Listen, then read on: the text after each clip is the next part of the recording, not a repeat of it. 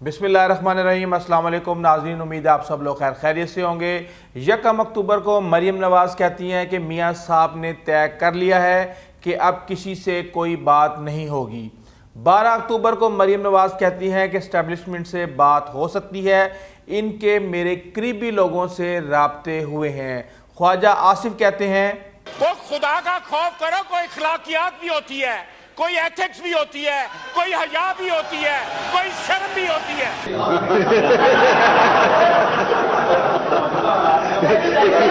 पटवारियों की बाजी, मिस्टर 10% गद्दारों जिन्होंने मुल्क के 2 टुकड़े कर दिए, मुल्क को लूट के खा गए, इनका शुक्रिया अदा करती फिर रही हैं।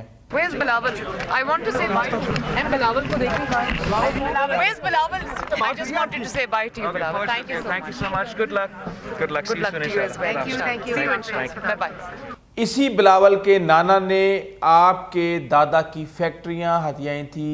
ख्वाजा साहब, क्या कहना है आपका? तो खुदा का खौफ करो, कोई अखलाकियात भी होती है, कोई एथिक्स भी होती है, कोई हया भी होती है, कोई शर्म भी होती है। 30 साल इस बयानिए पर कौम को पागल बनाया।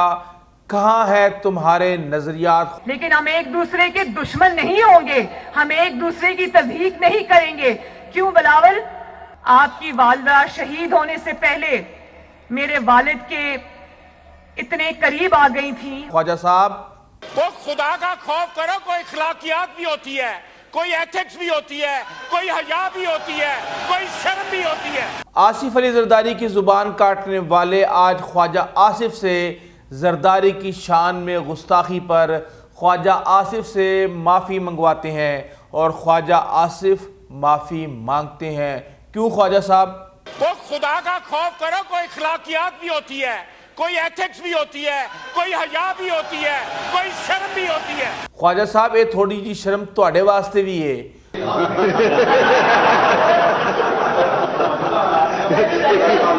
मौलवी नवाज शरीफ आज लिबरल नवाज शरीफ बन गए।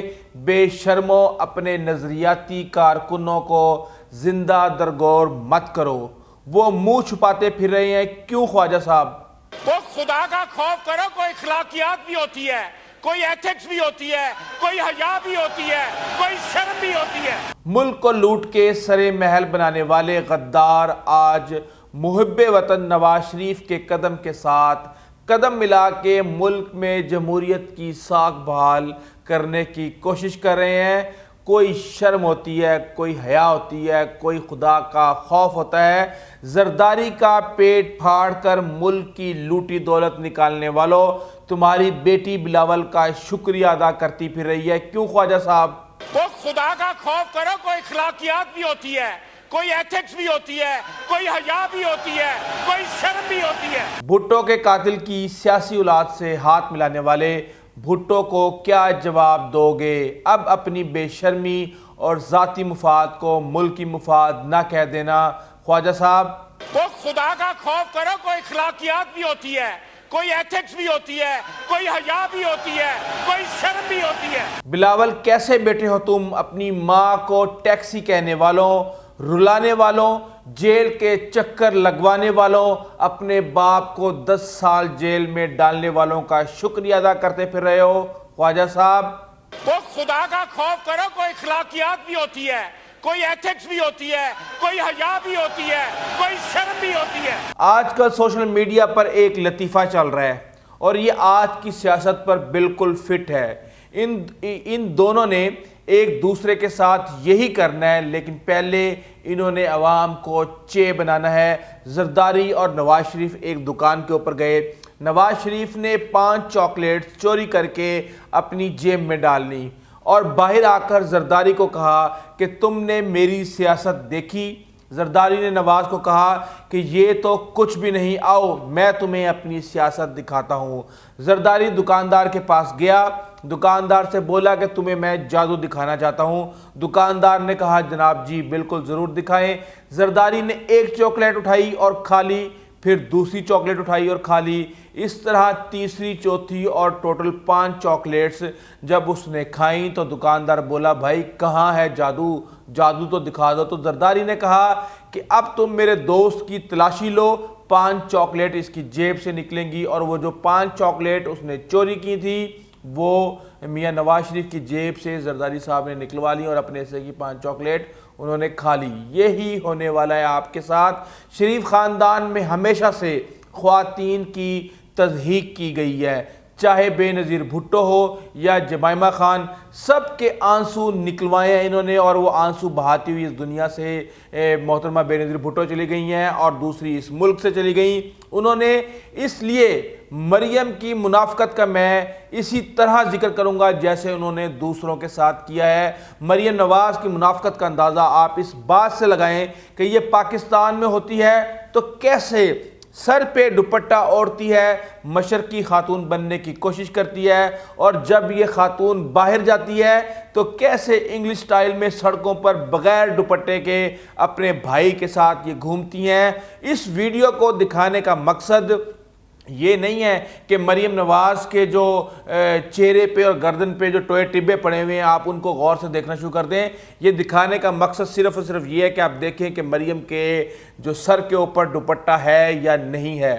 ये देखिए मरियम नवाज़ कैसे जो है ना फिर रही हैं बग़ैर दुपट्टे के, ना इनके सर पे दुपट्टा है ना इनके गले पे स्कार्फ है, और ये भागी फिर रही हैं। और यहाँ पे ये ऐसे शो करने की कोशिश करती हैं जैसे इनसे बड़ा कोई मशरकी खातून इस मुल्क के अंदर पैदा ही नहीं हुई। ऐसी औरतें जब किसी शादी की महफिलों पर जाती हैं तो अपने बच्चों से कहती हैं कि अपनी बाजी कहकर बुलाना है मुझे, खबरदार अगर मुझे मम्मा कहा तो। और अगर इमरान खान नानी कह देते हैं तो इतनी आग लगती है कि पूरी तकरीर नानी के उन्वान पर हो जाती है। ऐसे लगता है जैसे खान ने सीने पर तीर मार दिया हो। मरियम ने ऐसी सियासत का इंतखाब किया है जिसमें सफाकी, मकारी, अयारी, झूठ, बहतान और लूट मार का दौर दौरा हो और सियासतदान मेकअप की तहों में अपने मकरू चेहरे छुपा लें।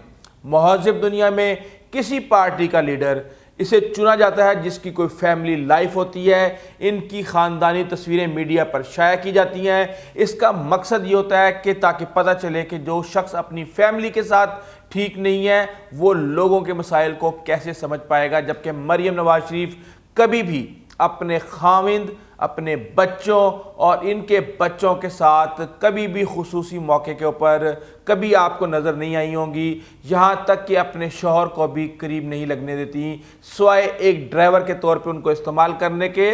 मरियम नवाज़ तो अपनी वालदा जब उनकी बीमार थी तो यहाँ पे इलेक्शन लड़ती नहीं, लेकिन वो अपनी वालदा के पास नहीं गई, जबकि उनको पता था कि उनकी वालदा के साथ क्या होने वाला है और उनकी वालदा किस स्टेज पे हैं और वो कितनी बीमार हैं। वो नवाज शरीफ जिसे पाकिस्तानी कौम पर 3 दफ़ा मुसल्लत किया गया और तीनों मरतबा चोरी के इल्ज़ाम में धक्के देकर निकाला गया, जब निकाला गया तो मुल्क का तीनों दफ़ा बुरा हाल था। लेकिन कहते हैं मुल्क तो असल तरक्की हमारे दौर में कर रहा था, दूध की नहरें बह रही थी, हर तरफ बहारें थी, मोटरवे, बाबर मिसाइल, निशाने हैदर, पता नहीं क्या क्या हमने किया इस मुल्क के साथ। जो इस मुल्क के साथ आपने किया ये आने वाली नस्लें और हम इसको बर्दाश्त कर रहे हैं। ये कौम 70 साल से कोड़े भी खा रही है और प्याज भी, और एक दफ़ा फिर सज़ा भुगतने के बाद दोबारा फिर फ्रेश होकर तैयार हो जाती है कि चलें ठीक है जी अब दोबारा मार खाने की बारी आ गई है। जबकि इन्हें पता है कि मुनाफकत, झूठ, फरेब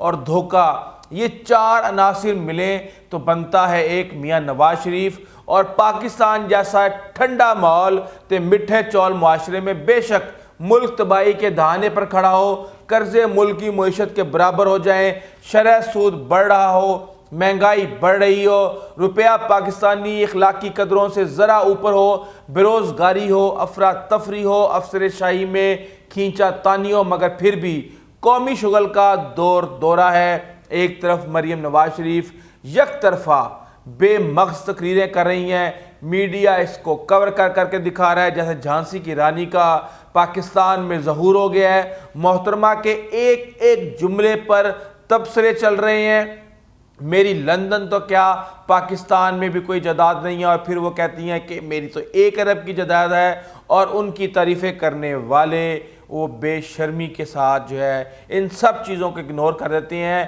ख्वाजा साहब कितने हो तुसी? तो खुदा का खौफ करो, कोई अखलाकियात भी होती है, कोई एथिक्स भी होती है, कोई हया भी होती है, कोई शर्म भी होती है। मगर जिस बहादुरी से मरियम और बिलावल सियासत कर रहे हैं, इन्हें बर्दाश्त करने पर खुदा पाकिस्तानियों के तमाम गुनाह और आलमी ताकतें हमारा सारा कर्जा माफ़ करें। इमरान खान ने तो तमाम रहज़नों को एक कश्ती में बिठा दिया है, अब सिर्फ दरिया बुर्द करना बाकी रह गया है। अल्लाह ना करे कि कुछ लोग कौमी मुफाद में इनके साथ दोबारा डील करने की कोशिश करें, तो फिर आपको नज़र आएगा कि इमरान खान फिर जमहूरियत और सिविल सुप्रीमेसी की जंग लड़ेगा, क्योंकि ये इन दोनों पार्टियों के बस की बात नहीं है। इमरान खान जाली वज़ीर आज़म और ये जिलानी और जनरल ज़िया के देसी घी से तैयार शुदा असली वज़ीर आज़म। मज़ा ना आए तो पैसे वापस, लेकिन पैसे वापस कैसे होंगे? वो तो पैसे भी इन्होंने उठा के दूसरे मुल्क में रख दिए। ख्वाजा साहब कितने हो तुसी? तो खुदा का खौफ करो, कोई अखलाकियात भी होती है, कोई एथिक्स भी होती है, कोई हया भी होती है, कोई शर्म भी होती है।